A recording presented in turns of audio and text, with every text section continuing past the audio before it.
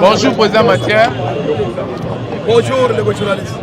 To bengami lelo pona ko solana par rapport ya makambo elega ki lobi na niveau ya frontière ya RDC na Rwanda to monaki ya ba police frontalière na biso akufaki donc to ngai ko ba expliquer biso qu'est-ce qui se passe ni nezo l'écologiste on peut savoir ma précision na éclaircissement.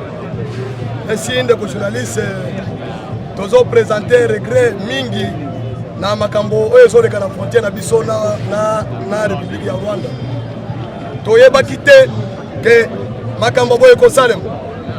Maintenant, tozo profiter pour la province peuple congolais. Bitumba ezali sous la carte ya mabelete. Bitumba ekati singambo. Maintenant nous sommes en guerre contre Rwanda. Ratissage au salaki contre les rebelles et Sili. Maintenant, toza aux frontières. To récupérer ba territoire na biso nyonso. État de siège et servir biso pour na koyeba qui est l'ennemi principal. Il y a un peuple congolais. C'est le régime du Paul Kagame et non le peuple rwandais. Bissoba congolais. Toza un peuple oyo azali hospitalière. Tozo yamba bikolo nyos awala Kinshasa. Toza na bato basi basali 60. Ba Sénégalais, ba Maliens, ba Éthiopiens, ba pays nyos africains bazali awo. Tokoki koboye kofana na ba pays o toza na ba bon voisinage. Tshisekedi s'est humilié, assimilé Makassi jusqu'à tel point qu'on s'est là. Donc, concession, il y a coupé ça Paul Kagame, exploitation, il y a minéré na biso. Paul Kagame a salaki usine. Moi, nanka sinaye Kabila, a yebisi que sala usine, minéré comme na kokati sakuna, il y a or. Pendant que na Rwanda or ezate. Coltan ezate. Ba minéré, nyonso ezana est, ezana Rwanda te. Mais Rwanda a une usine, ils ont la minute de batterie électrique. Maintenant, c'est que les temps voyez, à Mikitisi, à Yébisi Paul Kagame pour raison de la paix. Parce que ce qu'il a besoin, peuple est et soit Kimia. Pour raison de la paix, tout se partager minerai. Yo, aux la usine, gagne la minerai, tout se partager du dividende. Kagame n'a pas compris. Kagame a profité à mon yangolo comme faiblesse. Il y a Tshisekedi, comme c'est un civil. Maintenant, Ayebaki que Tshisekedi se prépare de l'autre côté. C'est pourquoi Nazo Tuna. Wapi Ambongo na équipe na ye ya Lamuka. Oyo babanda ko lobake Tshisekedi azo sala ba voyage belé. Lelo lobby to inaugurer usine ya armement na zone industrielle ya Maluku. Nana Ayebaki que tozo préparer. Nana Ayebaki que usine ya or na Sud Kivu ba esili déjà musala. Ndenge to kwati relation na Rwanda. Accord signé en Rwanda, nous allons nous prendre en charge parce que usine nyonso oyo Rwanda zala ngwana Félix asali yango. Lelo nani alingaye bake Congo bitumbe sali na est 28 ans. Sur le plan diplomatique, diplomatie ya président nani on réussir ya mobiliser toute la communauté internationale. A commencer par l'ONU, ba condamner Rwanda. États-Unis a sengi toutes les communautés internationales va condamner l'agression de la RDC par Rwanda. Et c'est la même comme colonie, depuis que le Congo est. Le lobby, chef de l'État a mis l'Union européenne.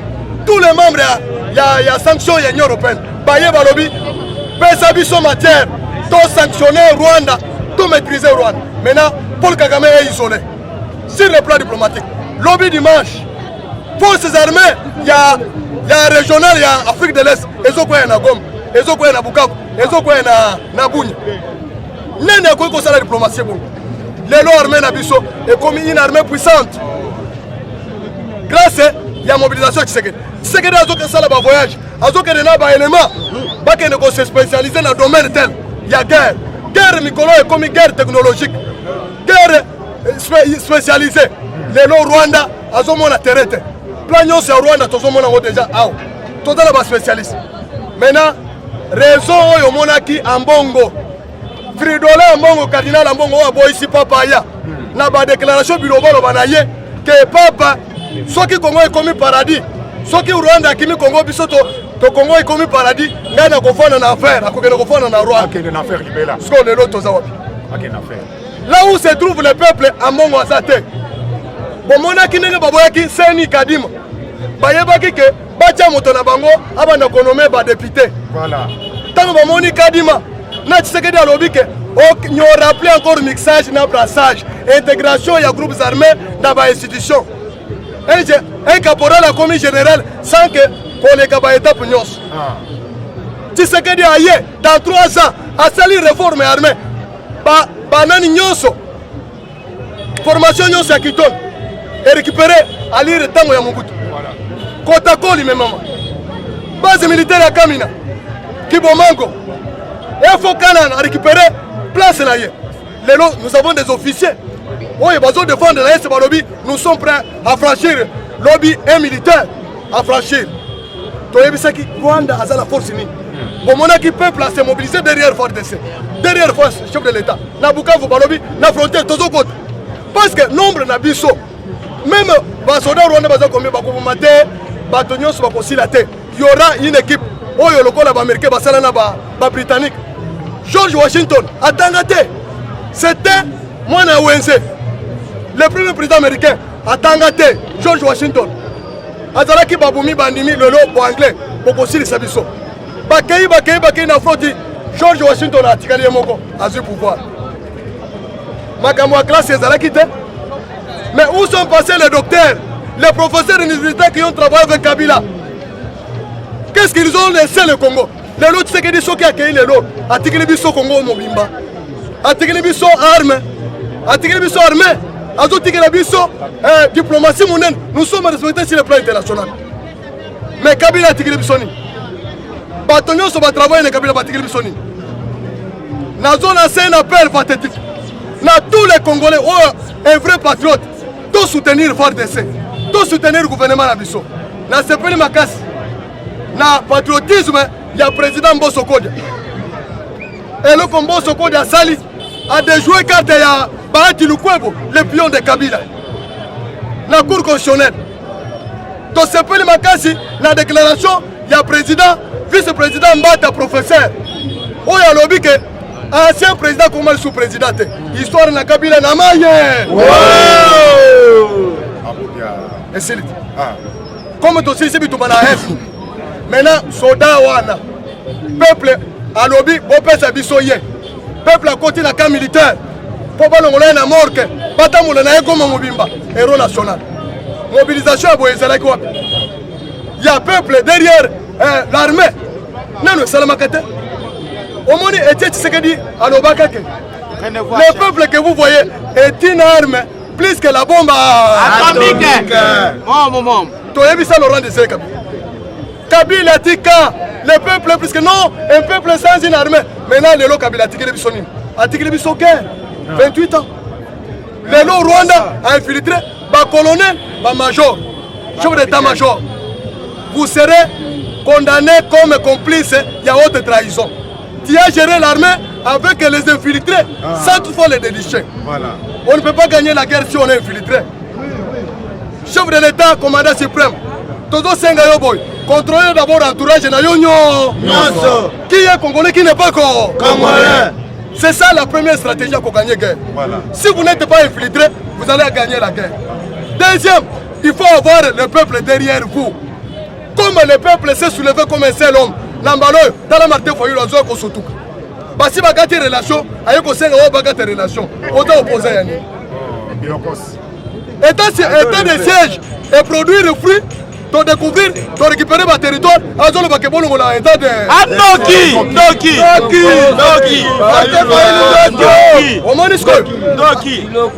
Yende baso sala biloko wana, ba Martin Fayulu wana, ba sala biloko wana. Toyokan.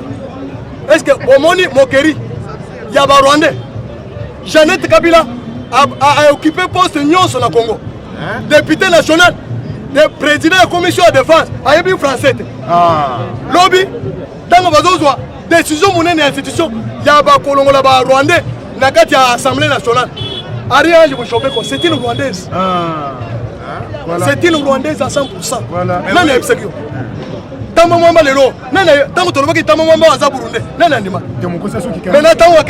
de Bruxelles, alors que je ne suis pas congolais. Voilà. C'est pour vous dire, Congolais à la vigie, vigilant. Moment où on va mettre Laurent Désiré Kabila. Comme Tshisekedi a bimé le Kola, héros national. Pour ne défendre Mabele, ce n'est pas Tshisekedi fils.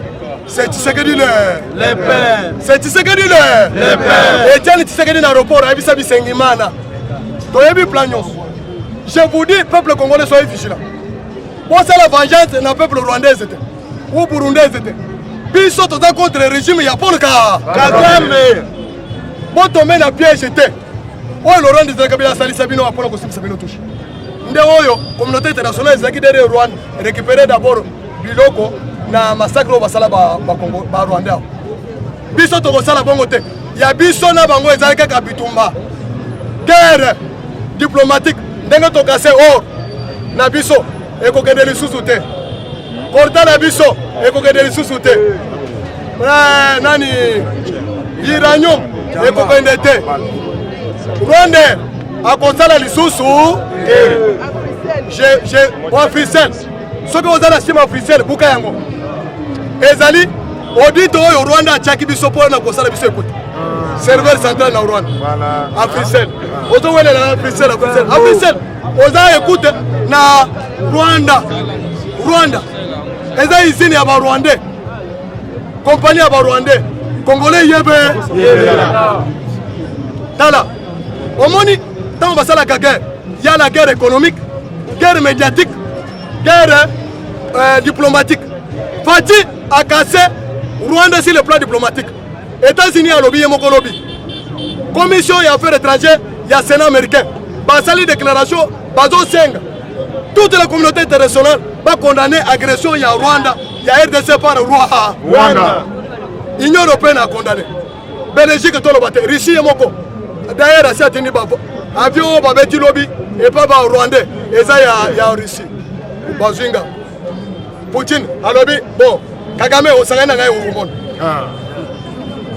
na bisa bino ngana so mona très loin na bisa bino que Jean-Claude Van Damme aye libela check Norris ba barambo check boss bazalia na bisa bino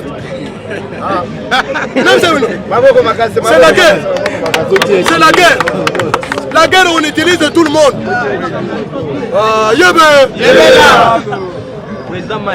Dans ça, la réconciliation, il y a entre les Congolais de père et de mère. Est-ce que papa, na wenge Rwanda azali? Na lobibo. Na wenge Rwanda azali?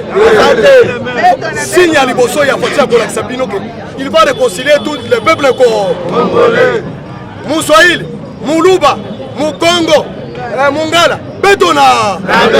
Fati c'était rassembleur. Ndenge bakomana acte 24, verset 3. L'homme des réformes, l'homme des réformes. Papa, à les réformes économiques. Glencore, à Zongisi, bah permis la biso ya pétrole lobby. Glencore, Cobalt, cuivre, tout. À Zongisi à lobby, Oyo. Ce n'est pas Tshisekedi. Oh, les États-Unis a foutu une caution. Il y a corruption. Et pas Amérique. 1 milliard de $. Nous avons sagana la voiture. Tant au moni, un bongo bandako boy. Un bongo, c'est un agent. Il y a pas multinational. Tant au bandako boy, Tshisekedi a au pouvoir. Il va que Tshisekedi a au pouvoir. Dengue a déboulonné un système éducatif. Gratuité de. Pas tout le monde en a cité. Même si le plan est coupé na esi minéré, parce que on a assez. Oui, c'est pourquoi balingi ba mailler. Journaliste, maintenant vous devez jouer votre rôle. Il y a quoi éduquer masse. Base à la patriotisme. D'abord ma belle nabi. Nous sommes en guerre. Papa Molière a accusé armée na biso eza bien formé. Dans équipement ya malonga te. Rwanda zana 14 avions de chasse, mais RDC Azaka na mon côté. Les lots sont engagés qui en Rwanda. Suite aux années. Merci. Journaliste, il y a les deux là. Moussou soit bon à mon thème, nani. Na Itala, na Itaka. Eliezer. A combien de bon à mon thème? Il y a les deux. Christian Lusakweno et Molière. Les agents de Kabila. Et Jean-Marie Kassam. Voilà. Ce sont des pieds de Kabila. Moussala Mamoni. Il y a quoi là qui s'est action nous faisons aux salabango va saboter. Pour peuple à mon année à salir le côté. Tant que tu as élection, au moment que Félix a sali le côté. Papa, est-ce que Molière a salaki Namboko est-ce que tu as récupéré le territoire Nabiso? Ndenge tu as récupéré ce koyo. Maintenant, territoire wana ezaki na maboko ya ba Rwandais. Molière a été humilié. Mboso ayebisie boy. Ah, combattant. Peuple congolais. Mboso ayebisie boy. Monsieur Molière, honorable Molière. Omoni abana comme place au président. Nazamona mobali. Alinga yebiseye que je suis congolais. Ayebiseye que je suis congolais. Makambo zo lobana ozazoba. Ba humilié ye. Alobi ale. Azonga ke no fanda. Théâtre basala kango etikanyos. Amoni ndenge babana ko sala théâtre na kingakati. Azo sala ba courbette ndenge ko sala. Avec Tshisekedi, il n'y a pas d'aventure. Au sala aventure, aux a déniché, aux a liba. Ba Molière, tokoye va bien. Tokoye va bien, tokola de makamunyos. Qui est congolais, qui n'est pas congolais? Est-ce qu'un congolais a connu qu'on réduire force à faire descendre devant un petit Rwanda? Bon, aloba kilobi. Soda qui est comme 3 au Rwanda. Azayemo, tout ça la calcul. Les Congolais a 90 millions. Hein? 90 millions d'habitants, non? Bon, tous ont 1 million. 1 million il y a des militaires. Motomoko a 3. Kaka nenga abomwan. Est-ce que Rwanda n'a pas peuple côté le Rwanda? Mais comment un député? C'est pourquoi bah isolé bango. Bazo kota na secret de boîte. Boyebi oye salemio. C'est une déclaration de guerre. Article 143. Article 85. Boke ne kotanga bien. Il y a constitution lobby boy. Avant de déclarer la guerre, s'il y a une circonstance qui perturbe le fonctionnement des institutions, est-ce que Mboke Zotambola bien Skoyo? Nous sommes en guerre avec le roi. Même la communauté internationale Yebi. On va aller à l'élection 2023, va comprendre déjà l'événement de même la communauté internationale va nommer un médiateur. Fonctionnement des clients institutions exactes. Tous les budgets sont convergés vers la RS. C'est pourquoi le Conseil supérieur au Ekotiao, Bakoti, mix, Assemblée, Sénat, toutes les institutions. C'est une déclaration de guerre. Bakoui c'est à Molière. Botel a déjà sur terre. Molière, Ambongo, Bakabila, Bajamarika Samba. Ce sont les journalistes de Kabila, ils sont financés. Pero Loire, bonjour les journalistes, je suis à votre disposition. Comment vous jugez le discours du chef de l'État lobby que non, c'est une union européenne, grande l'État, il va tous soit condamné l'invasion, il y a Rwanda, RDC. Au moment où le peuple l'Union soit unis pour nous foutre l'ennemi à l'extérieur, au moins le chef de l'État a un discours net, il va se plaindre. Comment vous jugez le discours? Fatih Béton, il y a un Fatih Béton. Au moins, il y a un salaire bolam. Ce qui est au salaire mbabé, même devant Zambé, on a condamné. Fatih Béton avant de boulonner moto. Azo yepana ya lobi, mon frère, tiens mon frère, mon ami, boyena boy. Papa, nano tozo président stratège, loko la Fatih te. Azo beta, azo salamo. Kabila ti nega bazo de boulonner ayeba kite. Ti le lot. Kabila ayeba kite ke ekoki ko komela boy. Ayeba kite ke bako kangaye akoma haute trahison et loko asali. Tokangi ba Rwandais, na armée, na institution. Au moins, il y a une liste, il y a 5. Il y a des députés, motif boyoki. Les absentéisme. Nationalité, la bango est douteuse. Na musique. Bokoyeb. Na lobby, Bokoyeb. Est-ce que ce moni musique, tu as 300 parcelles là? A ton immeuble. Quel est l'abandon de mon parcelle dans Atamo? Tika, Bokoyeba, Congolais, Bokoyeba maintenant, Tokobimisa Makamu Libanda. Ndeko babana ko boya yide pesa kota na borte. Yide pesa ko kota la borte secret na biso ko za la Libanda. Pour votre information, Fatih Azobeta, la guerre c'est comme ça la guerre. Guerre classique. Ozobeta, toke na négociation. Maintenant la minute, Fatih Azan avant pour parce qu'il a gagné la guerre diplomatique. Il a gagné la guerre économique. Rwanda est tout fait. C'est-à-dire société nyonso na Rwanda et quoi. Banque mondiale a tenu Rwanda mais bidé au lobaka que vous allez na ressources. Écoutez les ressources. Aux autres publiés les ressources éviter. Oh, je suis en guerre. Je suis en guerre contre Balobi, oh, je suis en guerre contre les M23. Oh, Zokande M23 est allé yo. Bazué, tozué, to côté na moi le pilier même des institutions financières, ils sont secrets. Rwanda a déclaré à la guerre. Pendant que Bisso Tozo Bundana M23, Zokande Tozo Bundana Rwanda. Assez touché mon côté. Voilà. Tika, c'est pour votre information. Peuple congolais, soyons derrière Fatih Beton. Aucun président ne peut pas gagner la guerre. Ce qui peuple n'a pas la Ukraine. Les lots, Russie, Azalaki, tous les atouts. Mais tant que le président a belé le peuple, Motonyoso, Asimba Eloko, tout défendre ma belé. Est-ce que Russie a gagné la guerre dans 30 jours? C'est pour vous dire. La meilleure façon de gagner la guerre, c'est avoir la population derrière vous. Voilà. Ce qui est pas congolais, Bolingi to gagner la guerre au Rwanda, définitivement to à finir. C'est-à-dire tout à la derrière président de la République. À travers vos micros, je lance un appel. La présidence, à commencer par le directeur, son excellence et directeur de cabinet, Guilain Nyembo. Direcaba, Olivier Mungendou, Boza Ebele.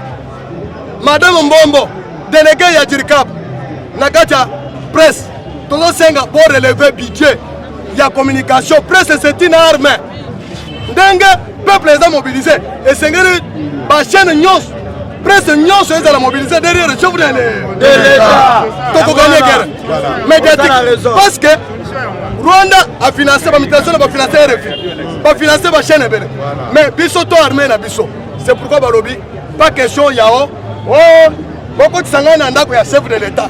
Donc Congo, yo Cristiano Sakone yebe yebela.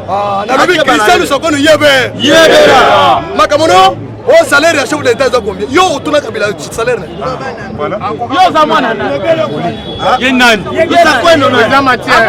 Ba député ya IDPS au bengi na Congo ya Bavon asengi ba arrestation Joseph Kabila pona ceux qui ba kangi Joseph Kabila pona ye ekozala pe mbala mort M23 ekosilisa par rapport ya côté. De Kabila Omoni eloko basalaki président pour apesa biso ba secret ya gestion na ye Kabila azalawa tokoyebisa ye un par un tokoyebisa ke bato oyo tokangi na armée nani anomaki bango bache nani anomaki bango bakolo c'est ba ordonnance ezali no ba arrêté ezali no tokoloba ke ye ti ndenge moko koloba te je fais la haute trahison parce que ti na lelo Bosco Tangana dans ce pays, azo plaidé kaka na Kinyarwanda. Ayebi ata munoko moko te. Kende Jeannette Kabila, ayebi lingala te. Ti Kabila, azo kende lelo. Kende journaliste Tanda Kabila micro, ayebi lingala te. Encore vous êtes les Congolais. Biso to uti na intérieur na Mbujimayi, toza ba village. Mais to kombeo, to so na lingala. Eza munoko ya Bakino, ya capitale. Beto lobi. Peuple congolais, tous soudés, tous se soudés, tous kangama, tous à la vigilance. Montant contre la ennemi contre la sauté, tous battent la chef de l'État, tous battent la FARDC. Bissonios au Parlement debout. Changement de mentalité, et allez derrière les FARDC, vous avez le soutien, il y a Bakinois, les parlementaires debout, tous soutenir FARDC. Il dépasse Nyoso, et derrière FARDC. Que Dieu bénisse la République démocratique du Congo. Que Dieu bénisse le président de la République Fatih Beton. Que Dieu bénisse les FARDC et les parlementaires debout. Commandant Chico, Chatambo Tozo Simanayo. Merci. On a besoin d'un numéro. Plus 243 84 77 93 864. Plus 243 84 77 93 864. Abou. Merci. Merci beaucoup, Maman Mouika. Kabila n'a pas enseigné les gens comment est-ce que les institutions fonctionnent. On dit ceci, c'est le pouvoir. Merci beaucoup. Procureur. Il ne peut se vivre. On dit ceci. C'est le pouvoir qui arrête le pouvoir. Même quand Batobako avait signé des contrats avec le Rwanda, le chef d'État ne signe pas le contrat. Il y avait un représentant rwandais et puis un représentant congolais. Par la présence du ministre média et puis le premier ministre. Il ne peut se vivre. Donc, Si le pays ne fonctionne, ou soit le pays va autant de la bien, c'est aux députés d'interpeller le gouvernement parce que c'est le problème qui avait présenté son programme au sein du Parlement. IDP c'est viva. Siko, Bokoyoka déclaration. Il y a Chiko Chitamba qui vient de corriger le ministre Patrick Bouya. Oui. Le général dit ceci.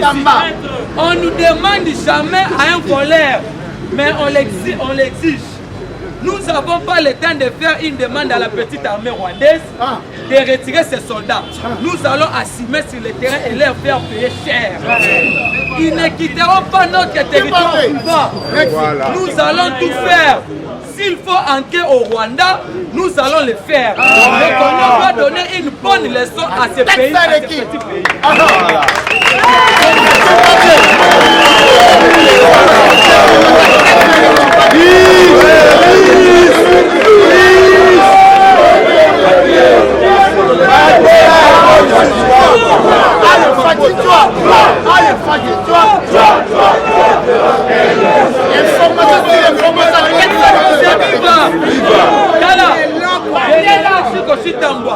Ce n'est pas pour rien le président de la République comme ça que le commandant a tué le Makambota les gardes républicains. Général.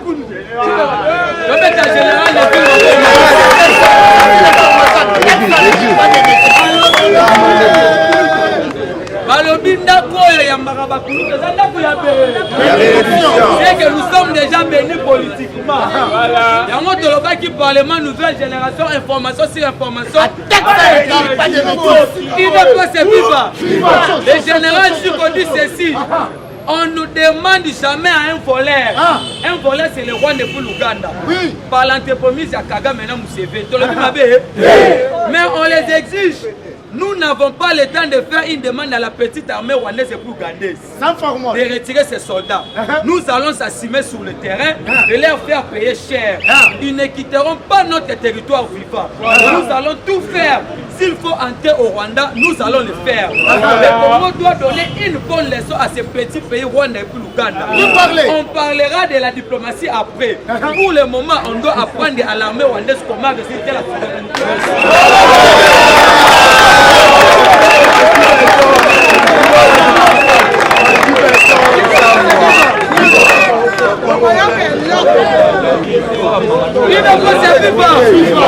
Nous sommes déterminés, même en nos militaires. Combattant Yoka. Combattant Yoka. Au moment où Kabila a eu le pouvoir, même l'armée n'était pas déterminée parce que Kabila lui-même, le commandant suprême, lui parrainait l'insécurité. Il a créé des fonds illégaux pour permettre que les transports de minéraux soient d'une façon illicite et puis illégale. Kabila lui-même, comme État militaire, il avait prouvé son incapacité d'en finir avec l'insécurité. Comme un chef d'état-major en armée, il faut à la breveter ou soit au remporter la victoire républicaine. Mais à quel âge Kabila est devenu chef d'état-major? C'était une malédiction pour notre pays. Oui. Et pour cela, nous disons ceci. Vous devriez savoir, on allait répondre à Martin Fayoul, mais le temps nous fait défaut. On doit chuter. Mais vous allez savoir, Martin dit hier dans son point de presse que non, les problèmes du Congo, c'est Félix Tshisekedi. Et puis pour avoir la solution, il faut que Tshisekedi puisse réviser. Je vous dis ceci, Martin Fayoul est maudit politiquement. Martin Fayoul, c'est un vagabond politique. On ne peut pas les critères de devenir un chef de l'État. Oui.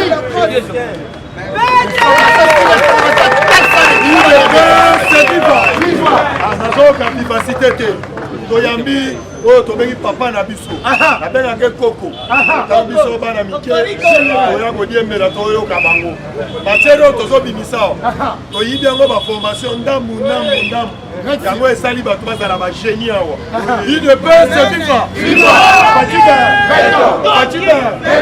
nazokotisa notre cordon président Nyeville azokota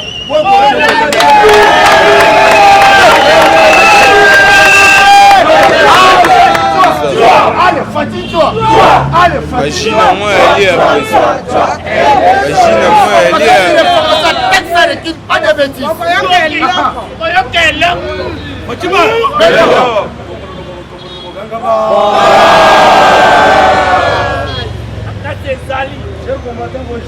Bonjour.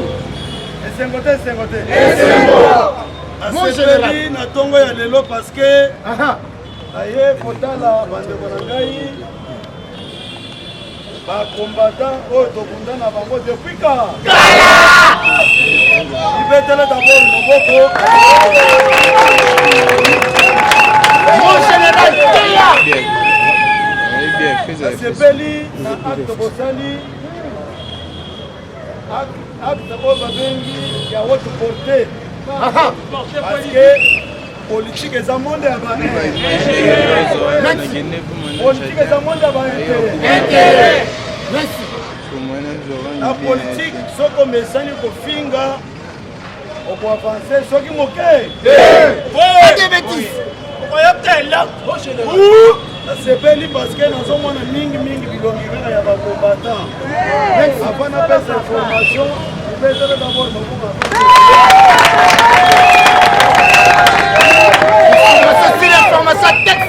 pas de bêtises. Combattant, naye mpona encourager bino, naye pour que na mettre paix wa libanga na œuvre oyo kobandi pas longtemps. Merci papa. Parce que phénomène parlement debout, ezali phénomène oyo moko kondo ekeni bisekeli Yango. Amen. Yango ba papa na biso babanda ko combattre biso Tshisekedi ayebisaka bango ke botika. Bana oyo nde bako sauver pa. Parti. Merci. Ko sauver yango te. De sauver. Lelo Félix a comme chef de l'État. Chef de l'État. À cause de pas parlementaire. Debout. Mon général. Théa. Chers combattants, na CPLI ndenge na moni. Ba jeunes gens. Baza ba collègues, ça va habiter, c'est nos collègues. Vous allez kopesa bino respect. Na musala bozali kosala. Ceux qui moi besoin et kosala. On sera toujours prêts. Ya koya koyede biso. Merci. Oyokani.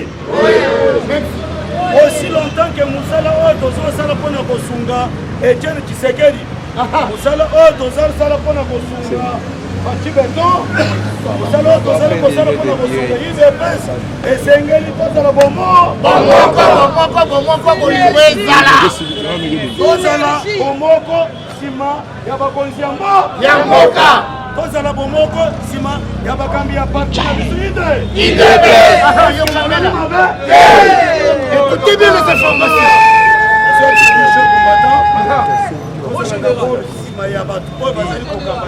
Merci. Parce que ndako oyo ezanga conducteur eza ndako ya koku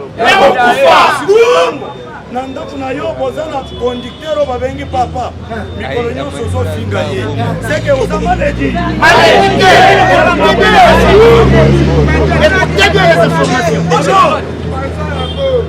na yao parce que nayoki ke bozali kotosa fatima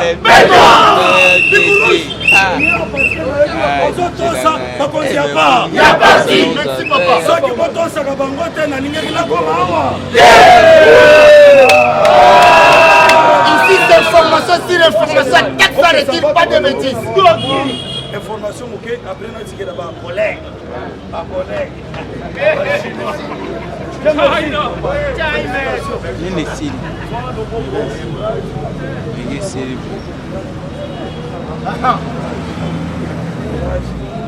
oyo babengaka yango mede association kitapesi bimo tolobi boyolanda ngai tolaba te tolaba te Kagame amata akita mpona ye abwe tokopetana. communauté internationale chaque fois ntango tobandaki kolinga tosala mwa mouvement babandaka kokotela minorité tuti bachien mabe tuti biso mpe cette fois-ci en tant que bacongolais tolobi boye nous allons nous prendre en charge sans compter la communauté internationale. D'ailleurs communauté internationale azali awa na nzela ya oyo babengi monisco mosala na bango kaka ya akoki komatisa badrone na ye na bangomba ye ayebisa namoni barebele baza kuna moya beta bango alors lokola tocomprendre baje na bango cette fois-ci tolobi ke non trop c'est bon chaque fois ntango Congo alingaka akota pour que affronter bato wana okoyokaka te botika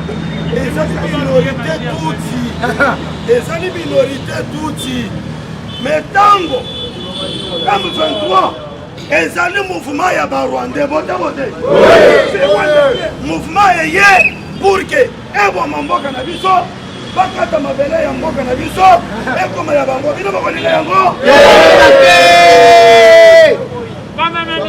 yango wana bomoni kuta chapeau na bakongolais bisika nyonso bazali balobi ke cette fois-ci tokotikela rwanda ata eloko moko mon général teya kuta chapeau na bagénéraux oyo bakoti na vision ya chef de quand bien même armée ya mboka ezalaki infiltré tina mwa le pinière pa joseph kanani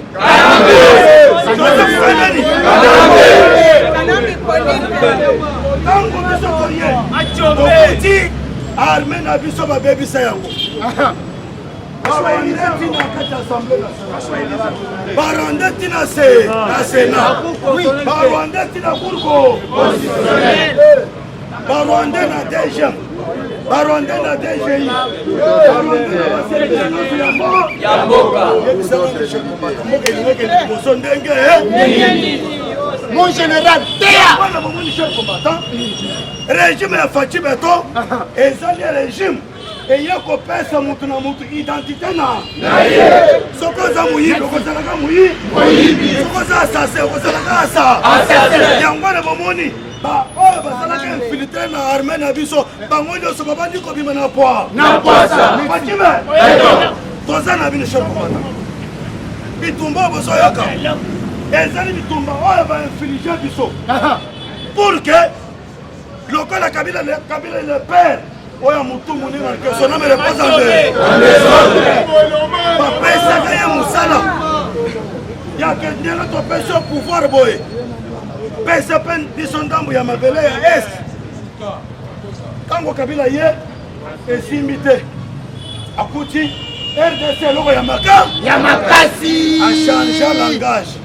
oyo ya moke ntango ye bapesa ye mission.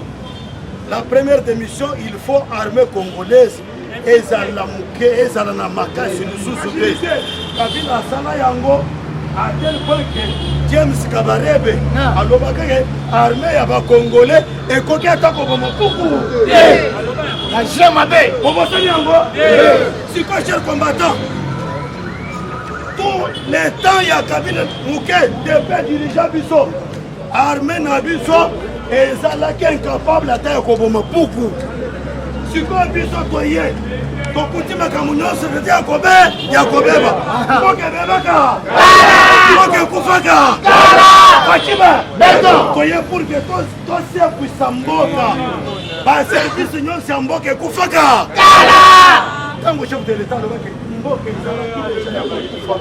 bato bafingi ye bilobela bato balobaki n'importe bilobaloba soki mboka ekufaka tezaka est-ce que tozalaki lisu na armée est-ce que tozalaki lisu na police bapolisier bazoyiba na basoso na quartier bapolisier omoni policier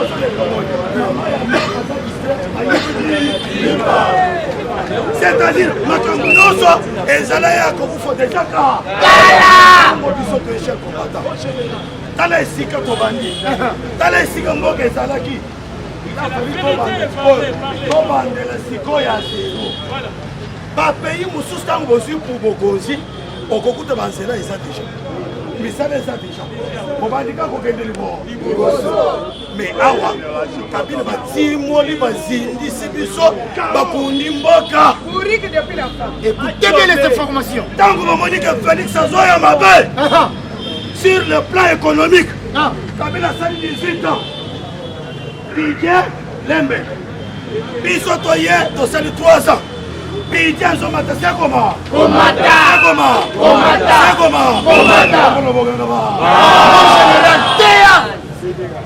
kabila tali biso tosali 18 ans eloko moko te IGF bozomona oyo IGF eza yakala mais ezalaki kesi ya résonance na bango biso toye mes très chers collègues révaloriser makambo nyonso ndenge nayebisaka bino olie tokuta mboka esika moko pour que tomatisa mbala moko développement tobandeli lisusu fondationnobandi d'abord kozwa mabanga kozipa mabulu sikoyo tozipi yango ntango tozipa yango koto oyo Kagame atali amoniki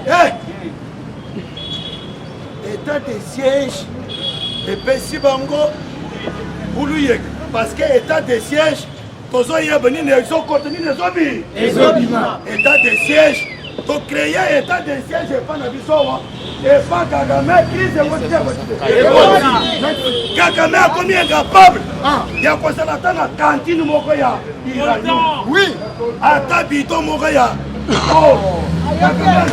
lisusu facibe bomoni Kagame atelemonike no bandeko akotisi bareunion mbangu epa na ye bacreye sikoyo balobi me toza na mouvement na biso awa o tobenge M23 ale to réarme yango papa bazongisi mouvement na bango ya M23 ntango bayoki ke réserve ya échange la banque est comme déjà à 3 milliards.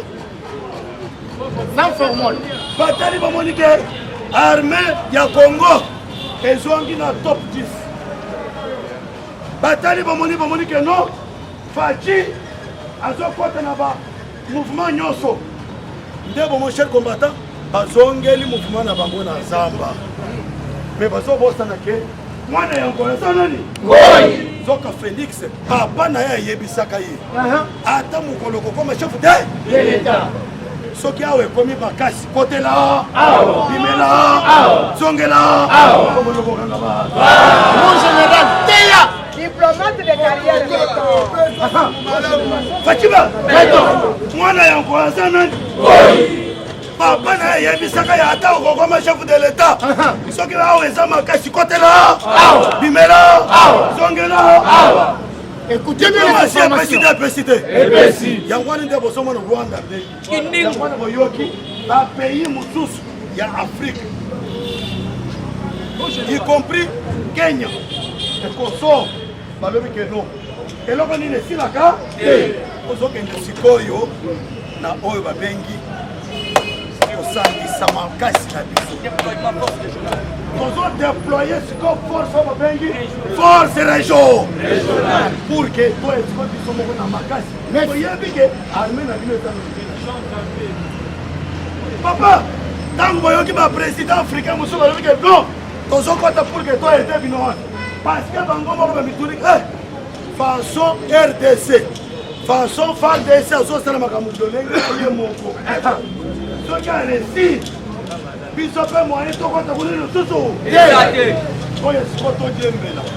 Force régionale et il y a une force na biso. On a dit parce que Félix Façon Zoya.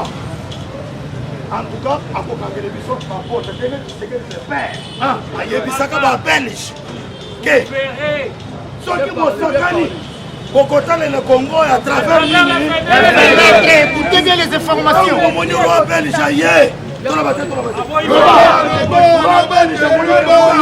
Nathalie le Congo à travers ma frostra et sali. Bitumba.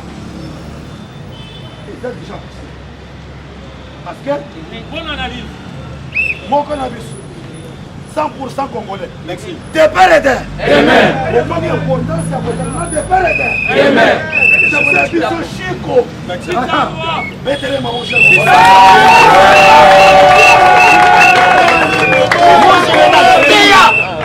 Fatima. Fatih c'est un bon sélectionneur. Merci. Sans format. Un bon entraîneur. Donc on est sélectionneur. Voilà. Fatih c'est un bon sélectionneur. Sélectionneur n'est allé au bar au Moana.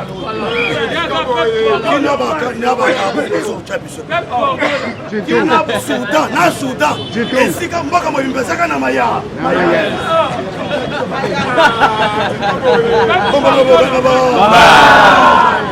Mon général. Alors, mes chers combattants, na coaching. Fati atali le volant atali ça. Cette fois-ci, il faut tous organiser faire de mer. Oui. Ce qui t'ont dit qui va trouver baye oyo kuna. Tango ba koloba munoko. Bango ba koyoka ngo. Ba ko banda ko infiltrer biso. Cette fois-ci, tous organiser ba ko kende cours. Kuna. Tango mulu ba zo avancer, zo mutot. Ah, le Guinée.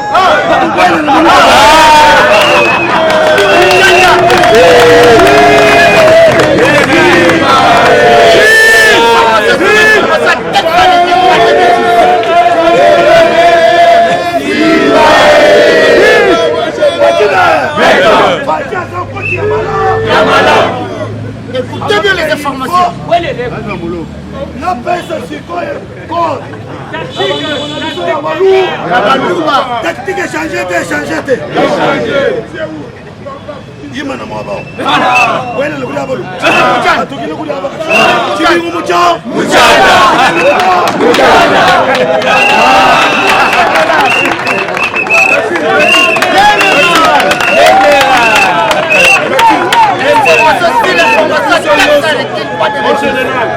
Azali koko na biso okongoli chaîne na biso ya nouvelle génération kosenga bato nyonso basabone nango bon général alobi akotika bana boye te papa aye na char alobi avant kenda osobela biso même bafe bobetela mo général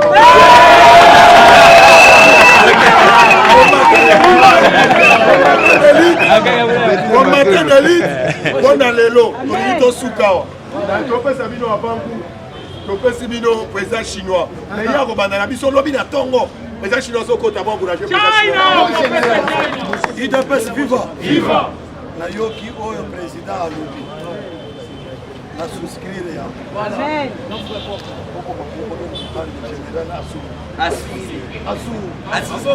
merci beaucoup merci. IDPS viva! Alobaka ndako eyambaka bapa ya ezali ndako ya esengo. Mais Tobandia, ça fait déjà un mois. Bakonzi lelo bayebe. Bakonzi baye yo slogan à partir au zoebate. Oza mutu ndengeni. IDPS viva! Wana viva ya la musika. Mais ça c'est quoi un wasuma?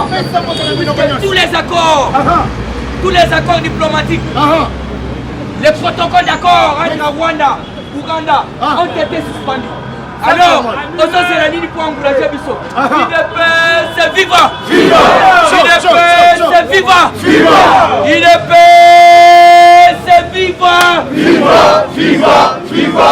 Tshisekedi Super national, Félix président de la République.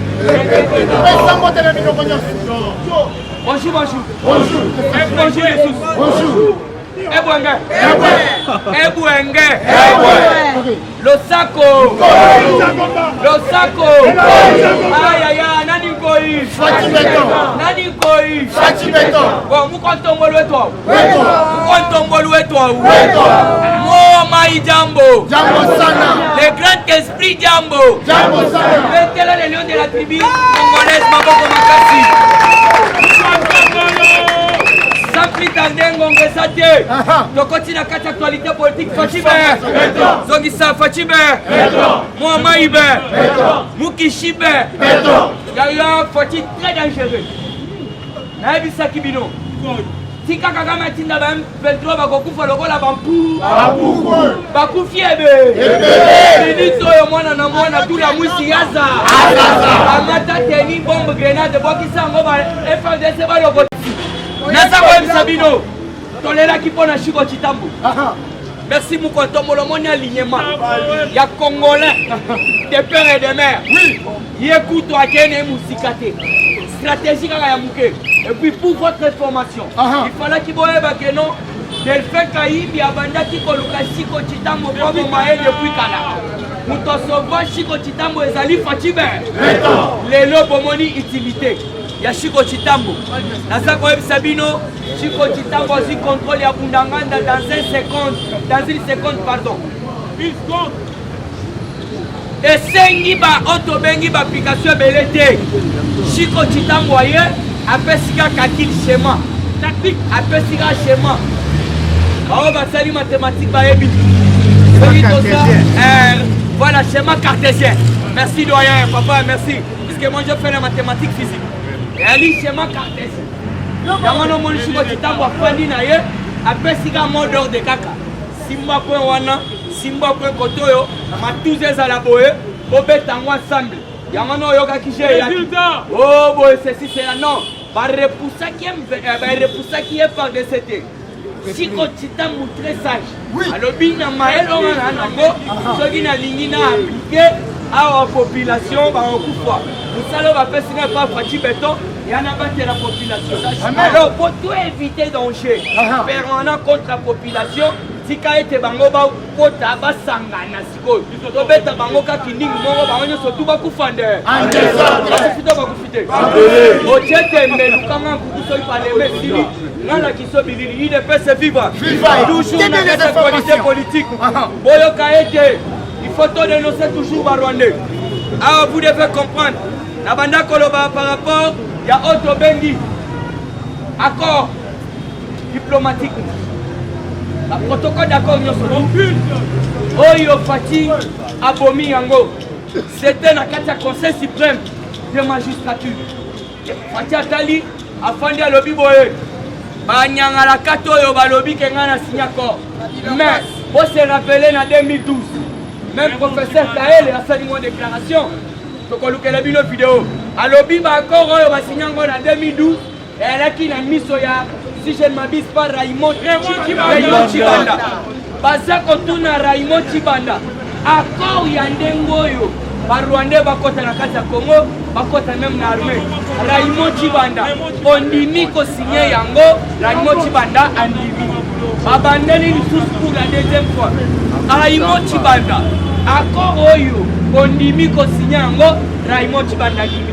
Et puis pour la troisième fois, baye kotali saye, mabe accord wana, mais baye boye bise ozo signé yango yandimi. Na yango boyo kaki M23. Et pendant qu'il disait le gouvernement, il y a Félix Antoine qui s'est fait du Chilombo. Et ça, quoi qu'il par rapport à nous.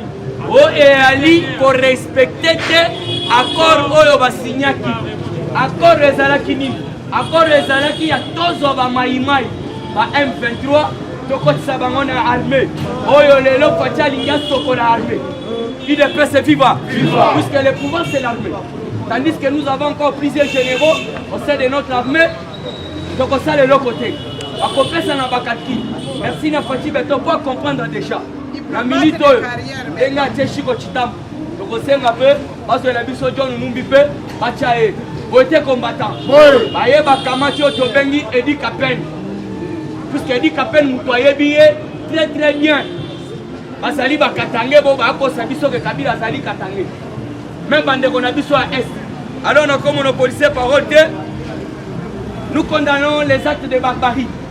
Oyo bandeko ya Chinafek, bandeko ya Kingu, jeune ya parti ya Kingu, bakendaki ko agresser IDPS.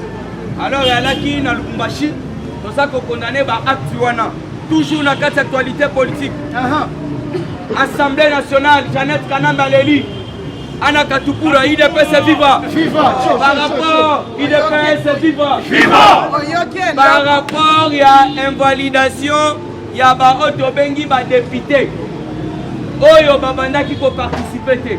Mais la Bible est très claire. La Bible nous dit ceci. Celui qui ne travaille pas ne mange pas. Mais comment ça fait-il que Mova, Asara Moussalake,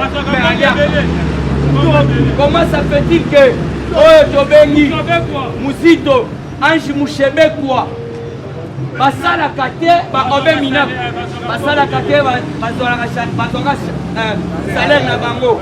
Mais Oyo Kisiko, Papa Mbosso. Papa Mbosso très intelligent. Asa déterminé, il est pas le bien à Mobali. Ce qui bolandi intervention na Otto Bengi Molière, de Molière. Ndeko Molière, Papa Mbosso a ébissé. Molière, Ndeko. Molière, Bala, Cambodgienne. Moi, si je suis Cambodgienne, je suis étranger. Il est pressé vivant. Yoka, Molière a ébissé par Papa Mbosso.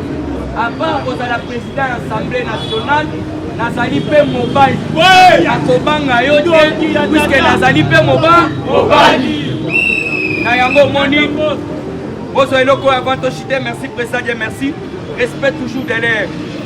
Assemblée nationale de la République démocratique du Congo, 124 Rwandais sont députés. IDPS FIFA. Notaka Assemblée nationale, nous avons 124 députés au Bali Rwandais. Basalaka ba cosité na Est. Yamano yokaki a lobby, bientôt il y aura des arrestations. Na ba député bazali en complicité. Yokali na DGDA, tozali na 850 agents rwandais. Na DGDA. Boka ya bonote ngonge zali muke. Na DGDA 850 agents rwandais. Yoka na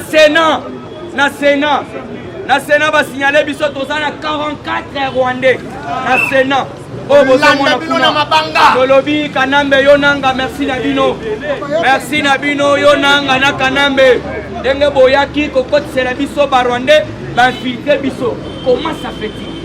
Sénat, Assemblée nationale, les institutions oyo yamboka bakosa égalien au balobaka bazoloba ete 44 Rwandais na kati ya Sénat.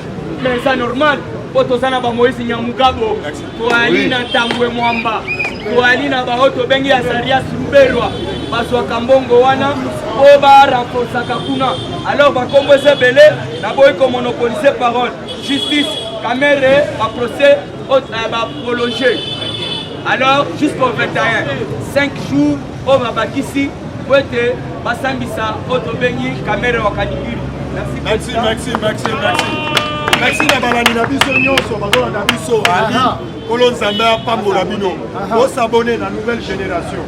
ezali chaîne na bino ya bana mboka s'abonner opesi bino merci na ndenge bozo commenter bozo tinda ba raison na bino ebete à tout moment tokozala na bino mpona kopartage na bino abengi Abdul information sur information pas de bêtises. nasengi merci parce que tomoni bolingo mpe volonté ya kosoutenir nouvelle génération boyebaki ya nouvelle génération toza na makambo ebele oyo ekosalema toza na match tozobeta na MTC ya président JBK MTC ya président JBK nouvelle génération tokobeta match et puis tokopesa na mokolo oyo match wana ekosalema sans oublier bato oyo bazosoutenir biso Nandula baronne États-Unis d'Amérique motema ya Jésus-Christ topesi ye merci na vie na biso moko pondo na Paris ye pondo olandaka biso tozosenga toujours soutien na bino na vie na biso moko Bing Shing na Londres nouvelle génération ezolela toujours soutien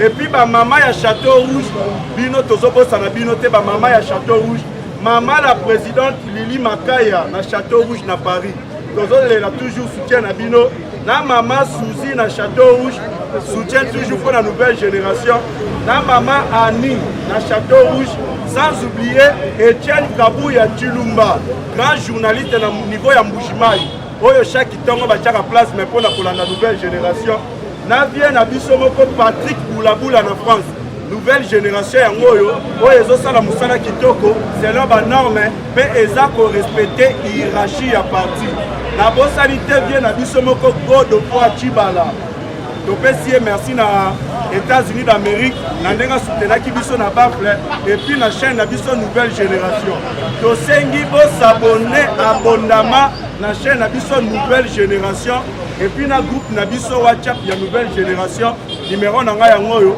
10 243 89 60 77 556 89 60 77 556. Merci, je vous remercie. Merci Nabino Nyonso Balaki Nabiso la nouvelle génération. Vraiment, tu as Nabino s'abonner massivement premièrement à la chaîne. Nous avons pour servir Bino. Nous avons déjà gagné. Awa état de siège, pour l'état de la famille. Bino Mobomoni, on s'est venu à l'île à l'Ubi. na bapopulation organique ya la ozomona ezanga ite eza ancien président alors tokolekisa bango bongo biso tozokoba na mosala oyo merci na baoyo bazosoutenir initiative oyo nkolo nzambe azala na bino sans oublier mon vie na ngai le cantonnier saku depuis Angleterre vie Landry Fudisa na France nzambe azala na bino tokutani lobi nde bokozwa banews isu ya makasi bazali lembe. Merci mingi na balandi nyonso tuna bandeko na ngai ya Congo Central. Bandeko na ngai ya Congo Central bobengaki ngai chaîne ya biso yango bosabone bino nyonso na Congo Central tobandaki mpese malweka bisimbwini kiluisi ngidinga bosabone na chaîne ya biso oyo nouvelle génération batokeza chaîne moko bachaîne yo moko nouvelle génération bachaîne na bachaîne tobaki apakasa te na place okoloba ndeze otokolisi yango tozosepela bacaméramen na biso ao basimi nouvelle génération bacaméramen ya Samba Kongo basepeli ya tro ya bachaîne oyo bazokamba nouvelle génération na niveau ya caméramen amour adora baza badoki bachaîne moko baklodison donc bachaîne bazokamba nouvelle génération na tata bacaméramen yango tebila mama na biso nyonso bao bazali na mikili ya poto bao bazali na bisika nyonso sokolo pakala ota na chaîne oyo bosambole makasi na nouvelle génération lobi bokoyoka susu l'information bana bongo bokoyoka yango tosengeli lokola temps tosengodika mpe bandeko na biso bamagasin te biso bandakaba 6 heures juste bongola caméra bongola télévision na yo okokadia nouvelle génération ebalii yango tokutani lobi mpo na lokumu na nza lobi mbai